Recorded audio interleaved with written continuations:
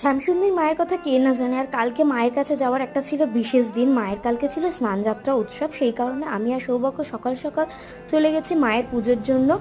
স্নানের টাইম ছিল 8টা থেকে, তা আমরা চলে গেছিলাম 6:30টায়। বেশ সুন্দর লাইন টাইন দিয়ে এগোচ্ছিলাম, হঠাৎ জানতে পারলাম ধুতি ছাড়া গর্ভগৃহে ঢোকা অ্যালাউ নেই, মানে মাকে স্নান করাতে দেবেন না। সৌভাগ্য তখনই গিয়ে ধুতি কিনে আনে আর দোকানদারের কাছ থেকে ধুতিটা পরেও আসে। এরই মধ্যে লাইনটা কিছুটা এগিয়ে আসে, তো মায়ের গর্ভগৃহে ঢোকার আগে পুজো কাউন্টারে পুজোর সমস্ত জিনিস জমা দিয়ে দিতে হচ্ছিল। মিষ্টির সাথে সাথে মায়ের ফেভারিট চালকলা আর ডেয়ারি মিল্কও নিয়ে গিয়েছিলাম।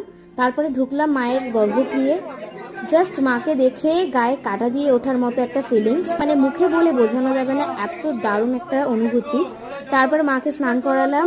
মনস্কামনা কি জানাবো, মাকে দেখে সব ভুলে গেছি। মায়ের মন্দির থেকে বেরিয়ে শিবের মন্দির রয়েছে, আর ক্লিপটা নিতে ভুলে গিয়েছিলাম। ভোলানাথের দর্শন তোমাদের আর করাতে পারলাম না। আবার পুজো টুজো দিয়ে বেরিয়ে এলাম। তো আজকের আমার এই অনুভূতি তোমাদের সঙ্গে শেয়ার করলাম। তোমরাও যেও, মা তোমাদেরও মঙ্গল করবে। জয় মা।